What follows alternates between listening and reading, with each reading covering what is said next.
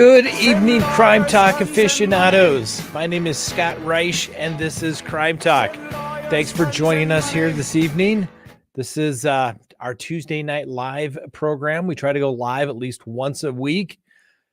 Although, who knows, maybe that will change. Maybe not in the evenings, but we'll talk about that in just a second.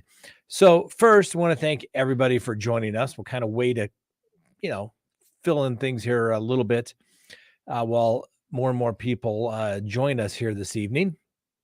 I want to thank everyone who's already here and joined us. I appreciate that.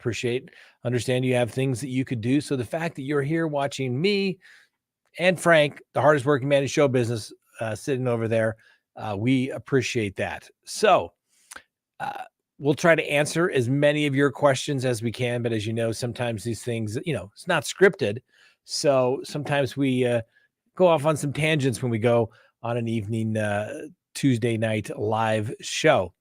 So a couple things I want to talk about. I put out a little blurb, I guess, last week. Hey, what do you guys want to see more of? Because we want to give you what you want to see and make everybody happy. Some people are like, it's great. Some people said, hey, could you do more of more lives? Could you do more trials? And, I would like to do that. There's sometimes restrictions on that. Other people said, hey, I really liked when you did that vlog when you went to the rodeo or you went to see your daughter down in Dallas. We'd like to see more of that. So we'll try to do more of that. If that's what you all want, we'll try to give it to you. But obviously people want to talk about cases and the law. So we'll certainly give you that as well. All right. Now we're going to try something a little bit new tomorrow. Okay. I have had to date this week a very unusually light week. So Frank and I were talking, we're like, maybe we should do a little experiment. Maybe we should do a little live show during the day and see how things go. So we may try that, assuming all the planets align. Maybe we're being too optimistic. Maybe 9:30, Frank. Yeah. Do maybe 9:30 to noon. See how that works out. And I'll just tell the office, don't bother me. I'm here. Don't bother me. And we'll see if it works out great. If it doesn't, nothing ventured, nothing gained. At least at that point what works and what doesn't. So we're going to try that as well. Now, obviously, the topic that really has got me fired up, but I'm not really sure how to fix the problem. Normally there's a solution to the problem, just about any problem. You just got to figure out what to do about it. And obviously what I'm referring to is the decision by Judge Boyce, who issued the order last Friday afternoon, basically, that said, the press didn't do anything wrong. Everybody followed my orders, but I guess maybe there was a little too much focus on Lori Vallow when she was in the courtroom. But I'm really, really concerned about everybody getting a fair trial. And I understand that's what a judge is supposed to do, is to give a fair trial. But there's no indication that the trial, the pretrial proceedings, were being disrupted in any way whatsoever. And Judge Boyce says that in his order. And that's, I think, the thing that's perhaps a little frustrating to me is that the court basically says, hey, it's within my discretion. I can do what I want. This really isn't an appealable order. Specific, I'm referring to the Idaho procedural rules here. The presiding judge maintains the right to limit audiovisual coverage of any public hearing when the interest of the administration of justice requires. Authorization may be revoked at any time without prior notice when, in the discretion of the court, it appears that audiovisual coverage is interfering in any way with the proper administration of justice. And then it says in 45B, the presiding judge may, at his or her discretion, limit, restrict, or prohibit audiovisual coverage of any proceeding. Any decision regarding audiovisual coverage is not subject to appellate review. Wow. Now, even if it was subject to appellate review, it would have to be the kind of situation where it would be an abuse of discretion standard, which is very tough standard for the appellate courts to basically say that the judge screwed up. They'd have to be pretty ridiculous. I mean, well, it'd be kind of like this. The judge says, in my discretion, I'm finding that this is interfering with the administration of justice and fair trial because there are people that are interested in it. People have made documentaries about it. And here we are. He hasn't personally viewed anything, but I'm finding that I'm not going to allow pictures because it could affect the finding of a jury that's supposed to start in January. Okay.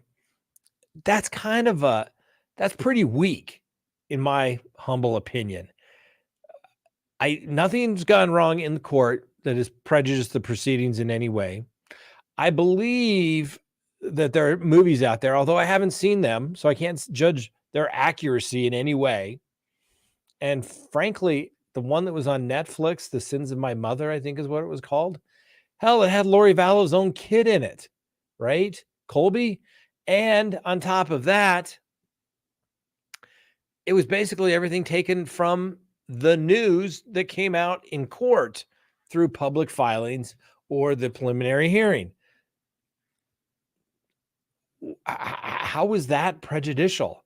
Oh, we can't have anybody know anything about the case. Well, that is absolutely ridiculous. And then the court even cites this case of Nebraska Press Association v. Stewart. Okay. Now, this was a case that made it all the way to the Supreme Court, and it was back in 1976. And the United States Supreme Court unanimously ruled that a trial court judge did not have the authority to place a gag order on reporting about a specific crime prior to a jury impanelment, finding it was a form of prior restraint. Prior restraint is the government can't go to the press and say, do not publish this. It violates the First Amendment. So anyway, this controversy arose out of a case by the name of Erwin Simmons. And he was charged with murdering 6 people in their home in Sutherland, Nebraska, apparently a town of about 850 people located in a very rural part of the state. Hugh Stewart, a Nebraska state trial judge, feared that publicity surrounding the crime would make it impossible to find an impartial jury. So he issued a gag order on news coverage until a jury was impaneled. The Nebraska Supreme Court modified the gag order, but restrained newspapers and other media from publishing or broadcasting accounts of confessions or admissions made by the accused to law enforcement officers or third parties, except members of the press or other facts strongly implicating the accused. The Supreme Court granted certiorari to determine whether the court violated the First Amendment. And obviously, the Lori Vallow case is distinguishable from this because the court is not ordering people to not publish something. You can attend the court proceeding and do it. So there's no prior restraint. So it is a little different, but I still think the rules hold true. Since day one, when Lori Vallow has appeared in court, when she was returned after being extradited back to the state of Idaho, the matters have been covered via video proceedings. Every court appearance to the bond appearance, the preliminary hearing for Chad Daybell, the motions that the judge hasn't found that there was some secrecy that needed to take place. It was all on video. We could all watch it. And so I get, hey, there's no prior restraint, but I think the court owed a little better explanation here because they knew from the beginning this case was receiving press coverage. Up until the defense asked for it and the prosecution went along with it, this thing was going to be televised. It was going to be able to be viewed by anyone around the world. And said, hey, you can do this. And so where I think this comes in specifically as it relates to this Nebraska Press Association case that went up, it says Chief Justice Warren Berger, like I said, this was a unanimous decision, explained that although restraint of freedoms of press are possible under some circumstances, for example, the press can't go out and say, troop movement is going to be this tomorrow morning. Everybody go watch it, right? Kind of a national security issue. This is not a national security issue. This is a court case in Idaho. Okay. So anyway, the court goes on. Sorry. Although restraints of freedom of press are possible under some circumstances, any prior restraint must be presumed to violate the First Amendment, even when trying to balance two such important rights as the freedom of press with the Sixth Amendment right to a fair trial. It should be presumed that reporting on criminal proceedings will take priority. Boom, right there is the word. It should be presumed that reporting on criminal proceedings will take priority. And guess what? Freedom of press, obviously two important rights, and the Sixth Amendment right to a fair trial still presumes that the press should be able to report. And you would think the court would want to make sure it's as accurate as possible, right? Go and watch the video. There's so many trials. Oh, you don't know what's going on. What did they exactly say? I mean, think about the cases, the Chauvin case, the Rittenhouse case, where people were expecting all this violence one way or the other after the verdict. But there wasn't. Why? In my humble opinion, it's because people could see the trial. They could view the evidence for themselves and make the determination. It was a good thing for those trials to be aired to the public, for everyone to see. Had it been done in secrecy, and let's say, Rittenhouse was found not guilty and nobody knew about it, the whole cities would have burned. But people watch the whole trial and like, wow, that's pretty plausible. And the prosecution did a really crummy job. They weren't really good. It almost seemed like they weren't prepared. That kind of situation. And so I think it really actually hurts the whole process. I think it hurts not only people that work in the judicial system, because I think it's important for people to see what really goes on in a courtroom. And if it is a case of interest that is going to draw more people to say, hey, how do our court systems work? Is this a fair system? A lot of people have a lot of opinions about the judicial system, but have never partaken in the judicial system.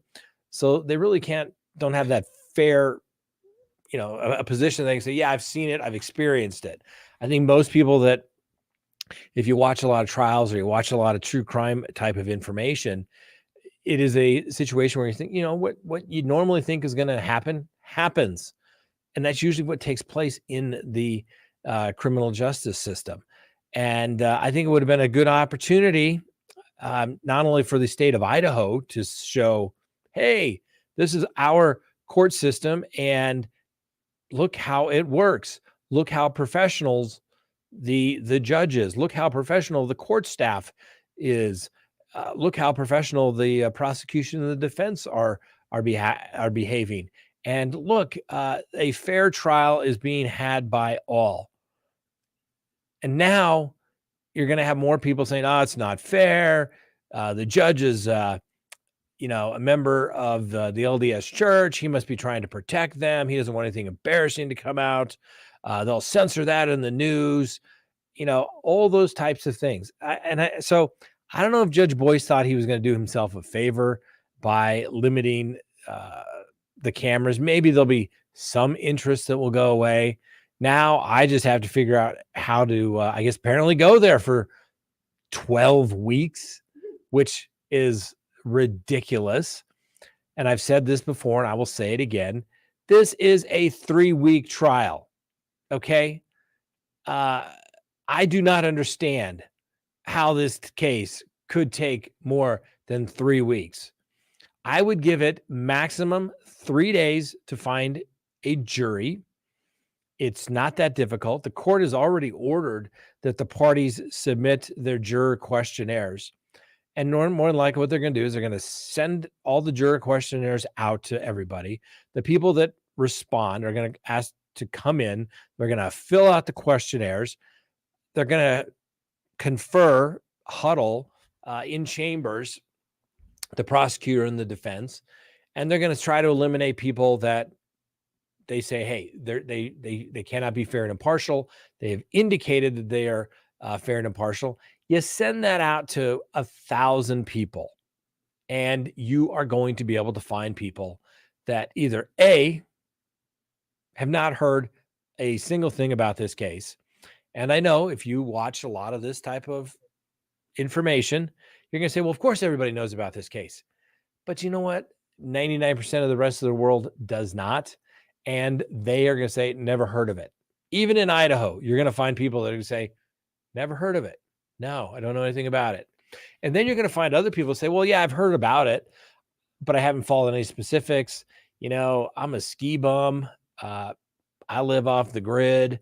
I'll do my public duty, but yeah, I haven't followed it. Don't know anything about it. Don't know anything about them, right? You're going to be able to find them. I don't think it's going to be that difficult as they are making it out to sound like in Idaho. I've done cases where, like, I think the biggest case we ever brought in 600 jurors. We didn't even get through the first 300 before we found 12 people that were qualified under the statutory qualifications. So I think they're thinking that this is just a little more complex than it needs to be. And hey, if the prosecution thinks it's going to take 12 weeks to present this case, and I'm talking case in chief, I'm not talking about death penalty stuff. I'm talking, here's the facts. They did it. Here's the conspiracy.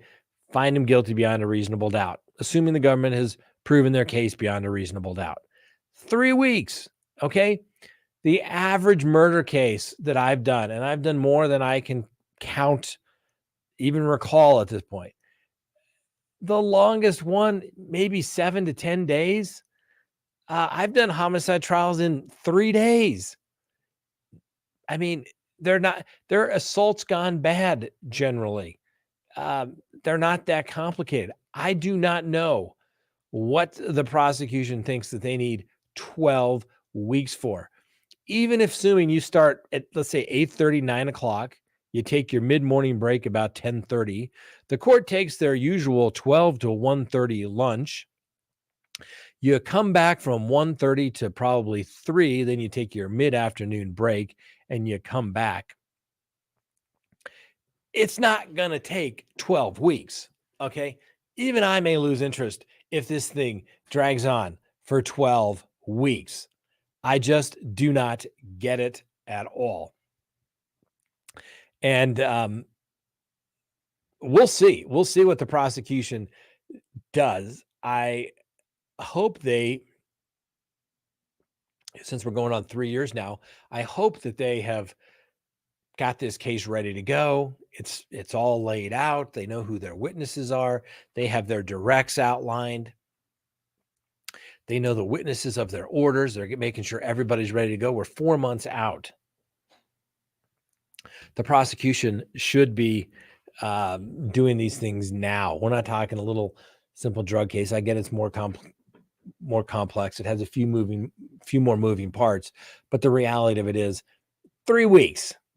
3 weeks. Okay. I'm trying to think. We had the Aurora Theater shooting case, and I think that went a couple of months, but we had like 17 victims in that particular case. I just don't get it. The job expands to the amount of time given. You give the prosecutor 3 months to try their case, they're going to take 3 months. And you know who's going to get bored? The jury. You need to keep it focused, up tempo, and you need to, tell them what you're going to tell them, and then tell them what you just told them. These people killed the kids. They conspired with people known or unknown to the grand jury. And we found the kids on Chad Daybell's property. Pretty simple case. It's a heinous crime, and they did it for money. And therefore, that takes it into the death penalty area. You tell me, ladies and gentlemen, guilty, not guilty. And then if guilty, then we go to the penalty phase. Oh, she's had mental health issues. She's a good mom. Well, all the stuff that everybody says, right? Is that enough to overcome killing your 2 children, allegedly? I mean, I just don't get it. 12 weeks, but we'll see. We'll see. It better be good. That's all I have to say. And the prosecution better be ready to go. And we're definitely going to jump in old Crime Talk 1 at some point and go out and see the trial. Heck, we may go out and see the Lori Hellis hearing that goes, I think it's October 15th, 13th, October 13th, Frank is telling me, that would, decide whether she gets access to all the court hearings and pleadings that have thus far been sealed by the court in the interest of justice, privacy, that should, in my humble opinion, be released to the public. I don't think there's been anything that would be so embarrassing or damning that the public shouldn't know about it. We know Lori Vallow went to the mental hospital for not being competent. Okay, she's restored to competency. I'm sure the defense is going to say, hey, state of Idaho, since you don't have not guilty by reason of insanity, and since her mental knowledge has to be proven that she knowingly did these things, they're going to be able to put on the doctors and say, yeah, she was delusional, man. She was delusional. She wasn't competent to proceed. Did she know what she was doing? I don't know. I mean, going to raise that defense, I would think. Goes to the mens rea element of the charge there. Whereas when there's an NGRI state, you just say, yeah, I did it, but I was crazy. Tie me up in the straitjacket, crazy. And, so we'll see how they do that. Chad, I think his defense is going to be, she's crazy. She is freaking, lock her up, put her in a straitjacket, padded rubber room, crazy, ladies and gentlemen. And I didn't know it, or if I did, I got under her spell as well. But guess what? I didn't do anything. It was all her and her crazy brother. They both deserve to be put in a loony bin with padded cells and arms that buckle in the back, right? With jackets that buckle in the back. That's going to be the defense. How's that going to take 12 weeks? Are you kidding for me? Are you kidding me? No. Give me a break. So at some point we need to be there. Lori Hellis, like I said, she has emotions October 13th. Obviously, it's not going to be covered via the, court's digital monitors because he has banned that. We can't have that. And like I said, isn't it interesting? I mean, there's not that many coincidences that happen in the world. There really are not. And when the defense files a motion for clarification or motion to prohibit cameras in the courtroom, we have that hearing, bam, like that. What was it? Within a week or two of the filing of the motion, we have this hearing, and all of a sudden, in the interest of justice, I can't do it. I got to protect it. We just can't get a fair jury, Judge Boyce says. Lori Hellis, who has filed once, not twice, but 3 times for the judge finally to accept her pleading to have access to the court files, and said, hey, judge, I understand what you did. In fact, there's a provision in the rule that says that you can do it, but guess what? You didn't follow the rules. You have not adopted the appropriate record, you have not made the appropriate record, and therefore I'm asking that these all should be unsealed and that you shouldn't have, sealed them in the first place. That motion, not once, but twice, but 3 times for Lori Hellis, a licensed lawyer, she gets nitpicked on her font. Oh, you have the right or the wrong font type. Oh, the wrong spacing. Oh, you have a P.O. box address. You can't do the P.O. box. Rejected, rejected, rejected. You don't have standing.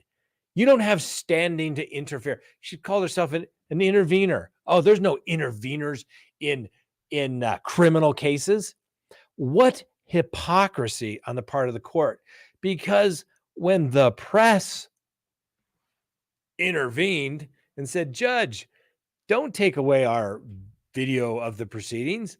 We've done nothing wrong. We've followed all your rules. Did the judge say, oh, you don't have standing?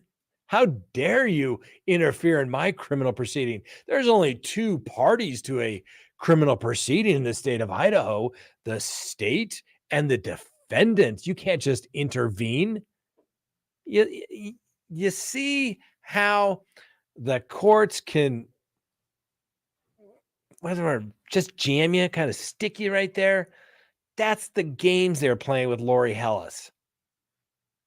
Mark my words. The judge could have said, hey, interesting motion. I'm going to take a look at it. Let's set it for hearing. But he played games. You don't have any standing. There's no such thing as an intervener. Did he kick out those 33 news outlets and say, oh, there's no such thing as an intervener in a criminal case. You don't have any standing to be here. No, he didn't do that. That's the part of the stuff that just drives me nuts when judges do that, because they just show the hypocrisy that they have in the court system, and they're not there calling balls and strikes. Usually because, and they'll never admit it.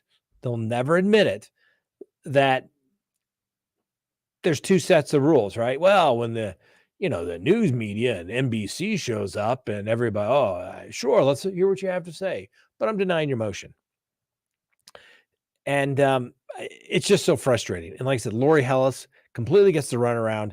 She has a court hearing on October 13th, and it won't be televised. She got the runaround. And more than likely, I would put money on it. I would bet a big steak dinner at the best restaurant in Idaho that the judge denies her request. And my guess is, and only if we're not there, we're going to have to rely upon Lori Hellis. But my guess is it won't be a judicial temperament and demeanor of a judge saying, although I appreciate it, I deny. He's going to have his denial motion already written out, looking at his computer screen, saying the court has fully considered all the arguments set forth today, but we're going to go ahead and deny Ms. Hellis's motion. She has no standing. There's no interveners in criminal cases, and we're not going to do it because, frankly, you're on a need-to-know basis. We will let you know what you need to know when you need to know it, hence need to know. Because let's face it, the courts in Idaho, and I find this hard to believe. I don't think that this is all the people of Idaho. From what I've seen in the comments that I've seen when we discuss this issue, is a lot of people that live in the counties are actually quite embarrassed and want to be able to see these proceedings. And I think the good people of the state of Idaho want these proceedings to be broadcast. At least maybe just anecdotal situations in the comments and stuff that I've read. However, I think there is a large audience out there that wants to see it, and I think it's just unfair that the court did what it did the way it did it. It was almost like it was. Do I dare say, and I'm not a big conspiracy guy, but there are not a lot of coincidences in the world. They filed the motion. The government doesn't object. The judge sets a hearing immediately.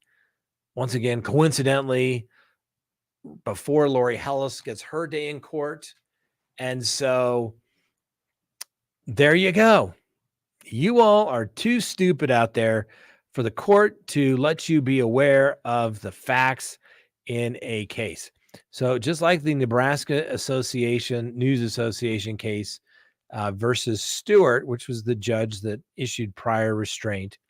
That was a 6-person homicide case, and he thought it's just too spectacular. It's going to affect the right to a jury. And you know what the jury said? Before Chief Justice Berger noted that the most of the other alternatives had been discussed with approval in Shepard v. Maxwell, which is another case. First, you change the trial venue. You can postpone the trial to allow public attention to subside. Searching questions of prospective jurors to screen out those with fixed opinions as to guilt or innocence. Just like I said, just because a juror has knowledge of the case doesn't mean that they can't sit on the case. It's only when they've already made up a decision without hearing any evidence as to whether someone is guilty or innocent of the charges. And then the court could also use emphatic and clear instructions on the sworn duty of each juror. Now, what is that sworn duty of each juror? Well, that is to hold the government to their burden of proof beyond a reasonable doubt to each and every element of the offenses charged. Okay.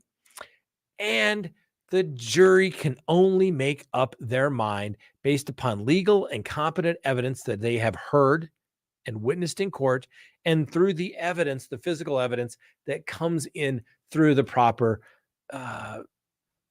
laying of foundation whereby the evidence is properly admitted. You can even sequester the jurors. But the court said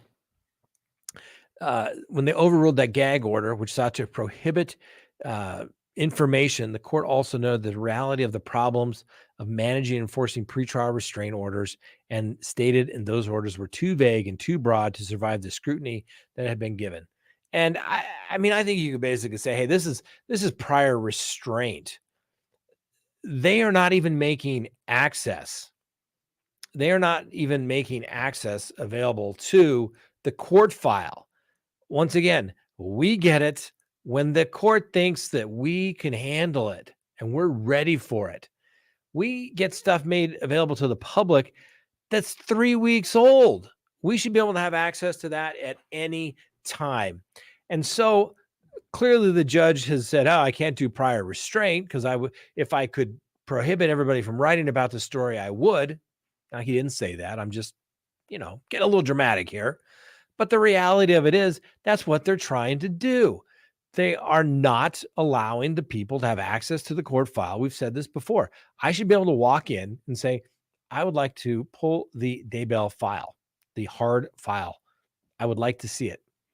I would like to see the Lori Vallow thing. And I'm going to go over there to that copier machine, and I'm going to pull out my roll of quarters, and I'm going to make photocopies of every page in there. And I want a copy of all the minute orders as well. And yet we don't get that. We do not get that.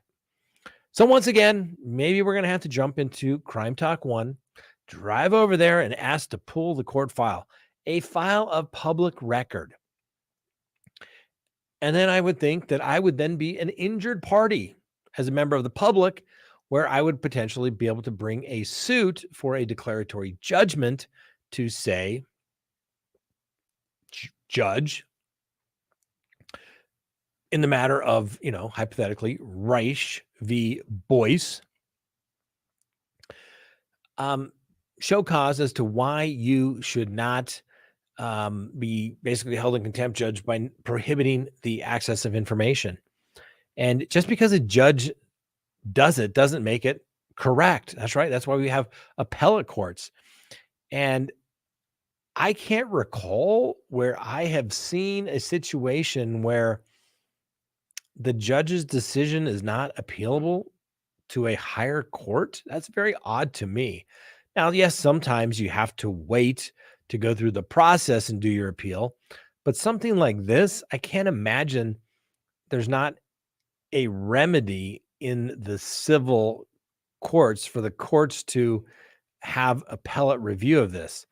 But what are you going to do? Challenge this statute? By the time you even get a briefing schedule, hopefully the trial will be over.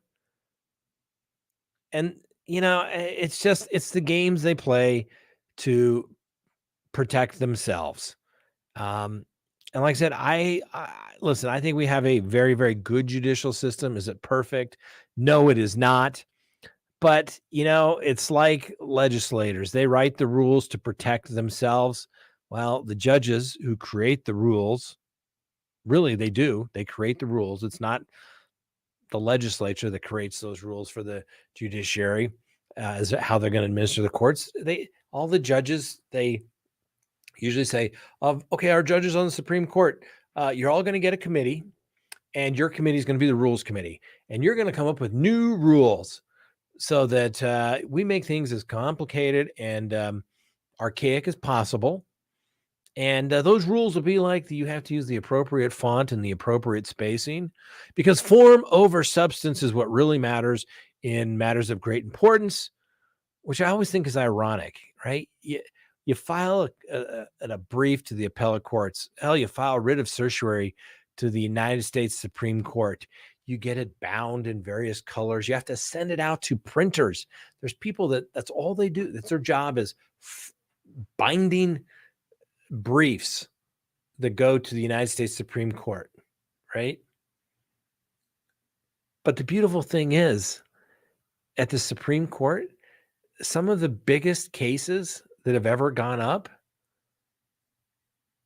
have been somebody writing a petition in pencil from a jail cell saying, you can't do this, right? The Gideon v. Wainwright case, Mr. Gideon, I want an attorney. This is a really serious case. I need an attorney. I can't afford an attorney.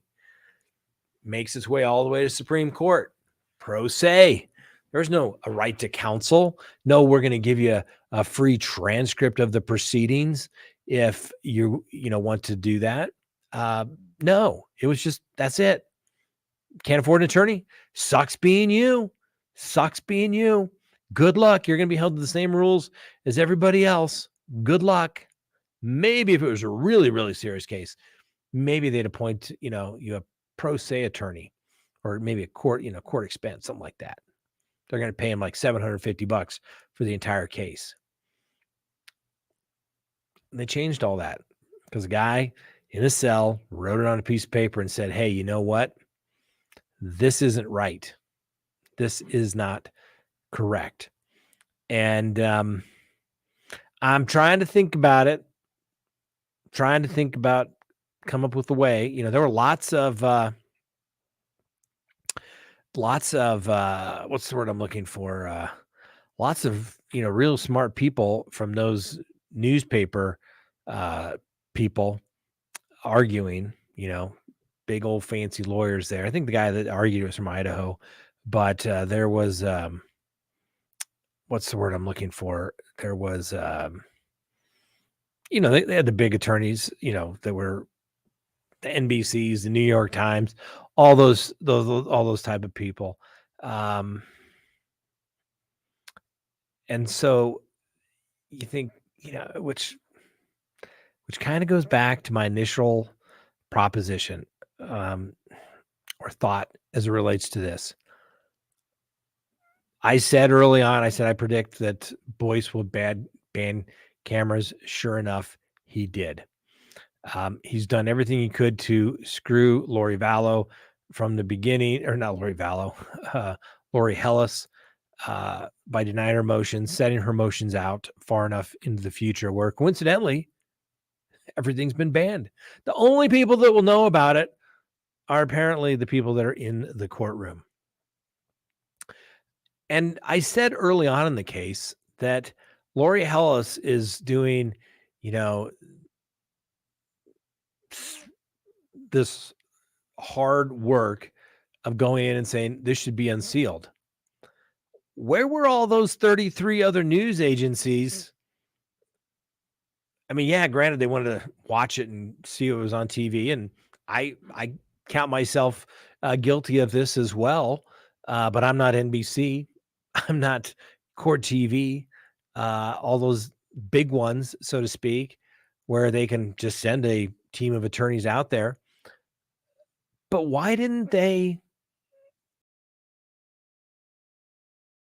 We want a copy of all this stuff. Why are you prohibiting this from us in any way whatsoever? Well, it kind of set the tone, didn't it? And now there's nothing to appeal, right? Kind of like when they came for was it when they when they came for this group, I didn't say anything because I wasn't one of them. When they came for this, and then when they came for me, there was nobody left because it had all been taken care of. Because nobody stood up. The problem with a lot of these news organizations, I have friends that are in the news here locally, and a lot of them are more concerned about getting invited to all the cool kid cocktail parties than they are with ruffling feathers.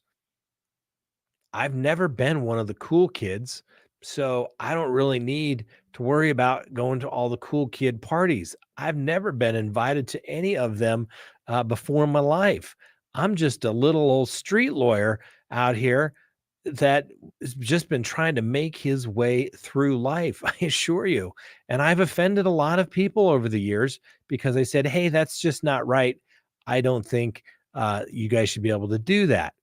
And sometimes judges say, I agree with you, Mr. Reich. Sometimes they say, you're wrong, appeal me. And we do.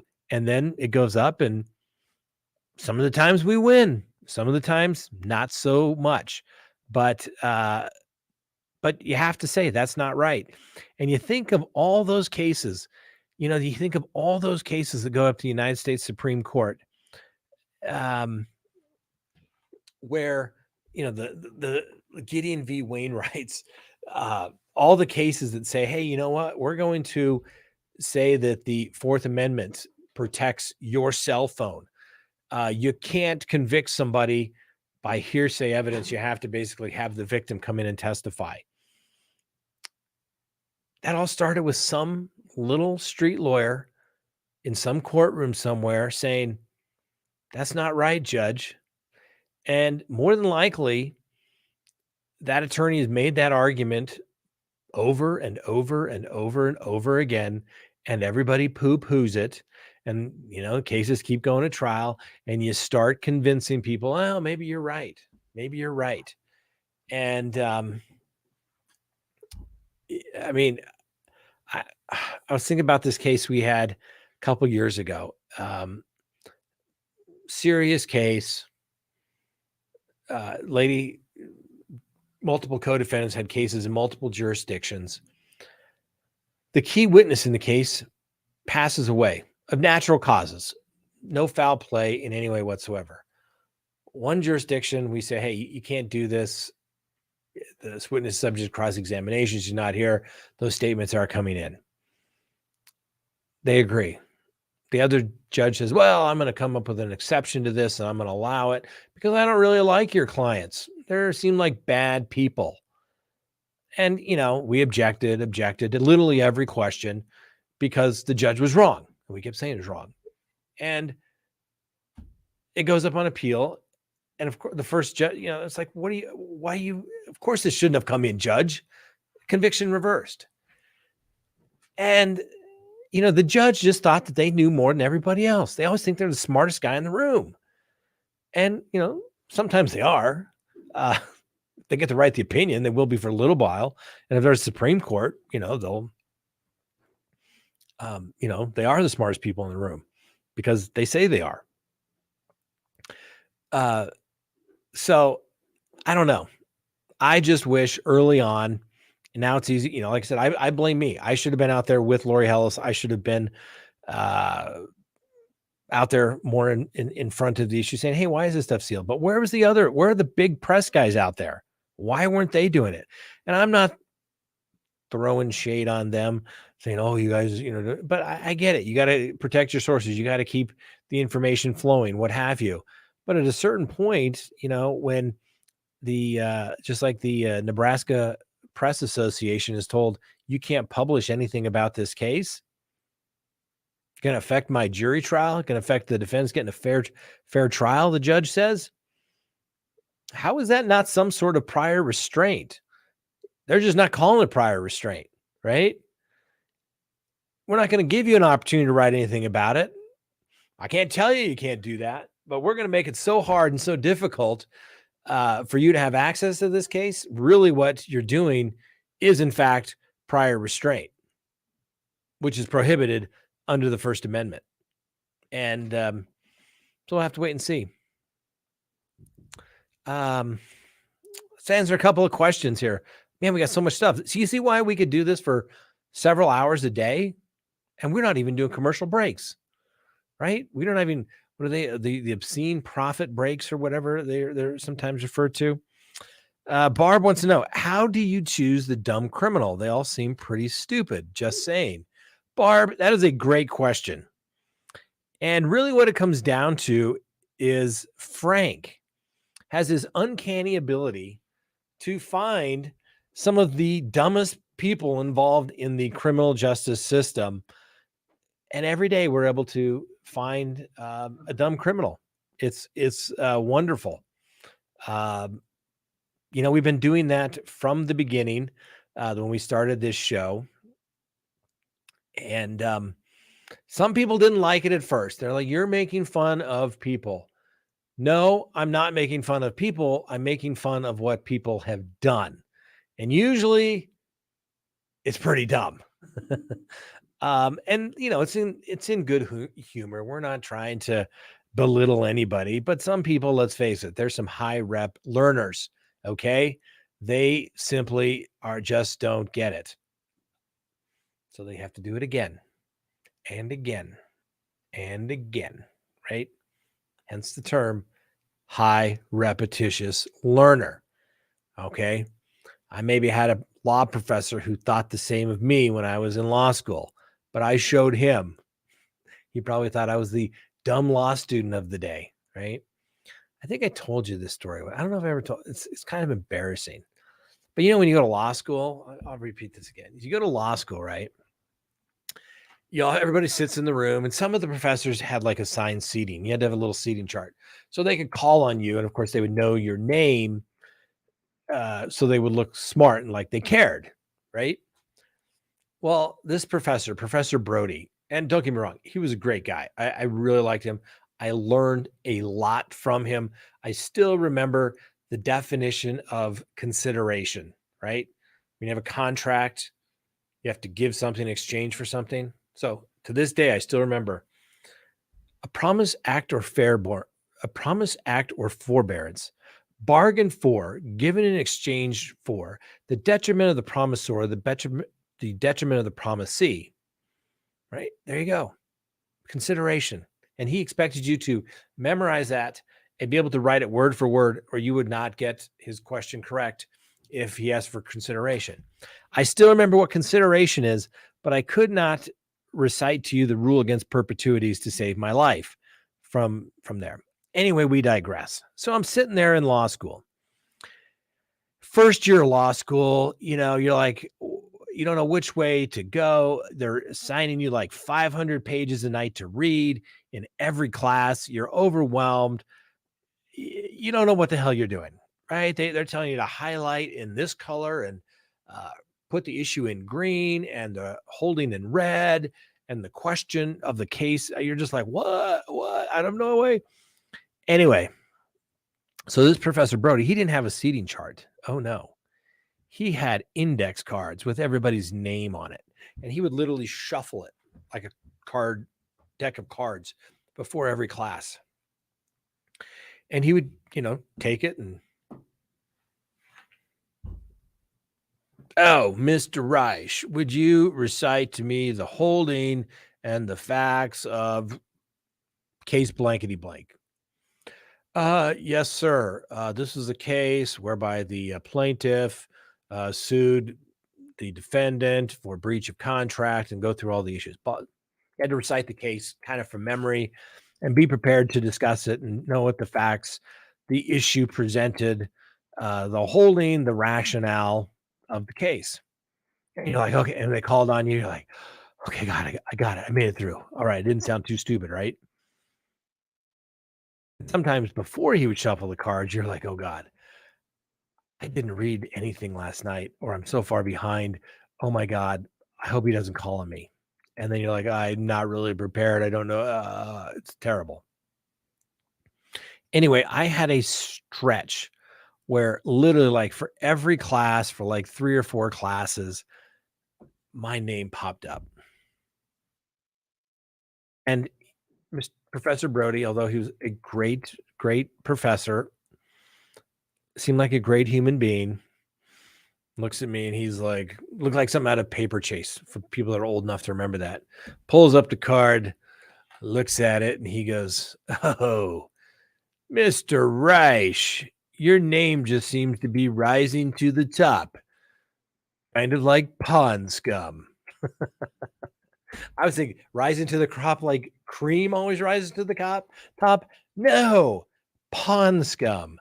I was just like, okay. So, and that's what law school, at least it used to be like. And I'm sure that there were much more worse things that took place when I went a long time ago. Uh, but yeah, yeah. Oh, this is a good point. Here, jumping here. Let's see if I can click on this. Ada County is the largest county, 550,000 people. You think we can't find 12 people and maybe 4 or 5 alternates who haven't heard a thing about this case, or have maybe heard something about the Lori Vallow Chad DeBell case, and basically have not formed an opinion about it? I think we can. I think they'll be able to do that quite easily. And I think Judge Boyce, like I said, he's going down into Judge Ito Hall of Fame. I'm very disappointed. I've said this before.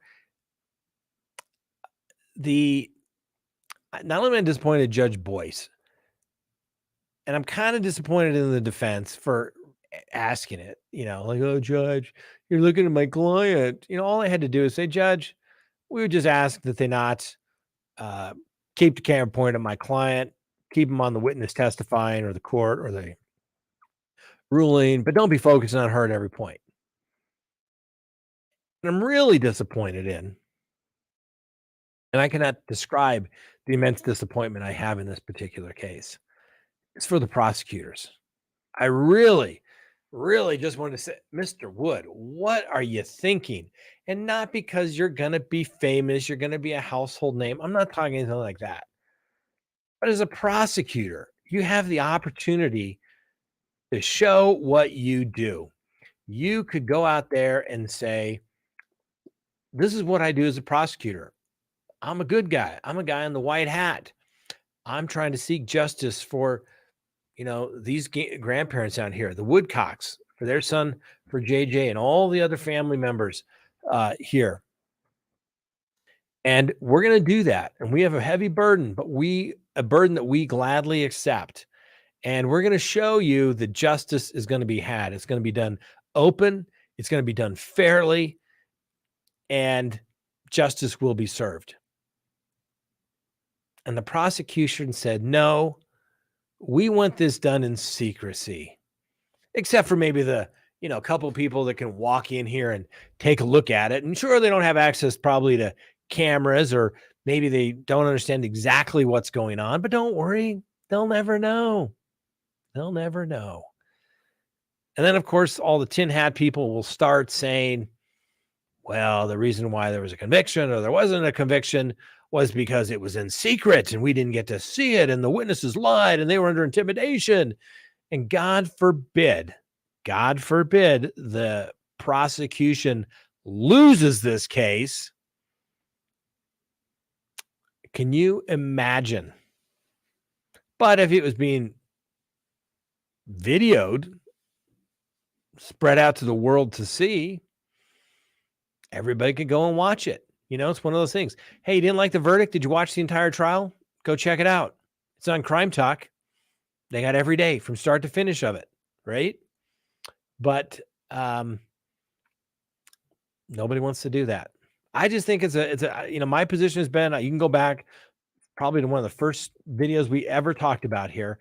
And that was that I think there should be cameras in every courtroom across the United States. I should literally be able to say, or anybody should be able to say, "I think I want to go check out how about the county court in Archuleta County jury trial is taking place for DUI. Let's go check that one out today. That's what's on the docket." And everybody should be able to see what goes on, right? I think it would be a great thing for people to see how the court system works. You can't say somebody got railroaded if you didn't say, well, go watch the trial. Or you can say, man, they got railroaded. You should have seen the trial. Like, I mean, the judge was just a jerk. You just, whatever, right? Go check it out. But it also puts people in their best game. Puts people in their best game when they know that everybody's watching and the world is out there to see. You're going to choose your words carefully. Hopefully you're going to choose your words, so that you come across tactfully and professionally. Now for the attorneys, now probably get a little strange. Like, what was that? The case up in, was it Michigan today where the judge, you got that video pulled up here, Frank? Let's take a quick look at this. Right? This is the guy doing the sovereign citizen thing. Take a quick look at this. I want you to have this information because it's important for me in order to honor your request to represent yourself, that you have understandings. And I think this documentation will help. I'll hand it to my clerk. They'll give it to the bailiff. They'll give it to you. Nope. I'm talking, sir. Nope. Listen, Mr. Brooks, we are done here today. Okay. I cannot make a finding at this point that you have an understanding of what you're charged with, the nature of these proceedings. I am not going to get into a debate about whether you're a sovereign citizen or not, or even whether you have any understanding of how the state is a plaintiff in this case. My sole reason for being here today is your motion through your attorneys to consider your request to represent yourself. You have demonstrated through this hearing that you don't have a basic understanding of some of the things that are going on. So I'm going to give you time to consider this request. Talk with your attorneys more because they still represent you. They have not been discharged in this case. And if you decide that you want to represent yourself, then that form, that waiver of attorney form, needs to be filed by 9 a.m. tomorrow morning. And then your attorneys can make a request of my clerk, and I will schedule this for sometime tomorrow. If that does not happen, they remain your attorneys. But at this point, sir, I cannot grant the request because I cannot make a finding that you understand what's going on. But that has been done because of frankly, the word game that you are employing with me. You can roll your eyes all you want, sir. I mean, because so I'm done. If need be, we will come back tomorrow. it should be noted. But at this point, the court's in recess. Thank you, sir. We're adjourned. Yeah, whatever. Cool. See, that's the guy that's accused of running everybody down at the parade in, is it Waukesha? I think Michigan. Anyway, he's got, a couple probably very experienced public defenders on the case.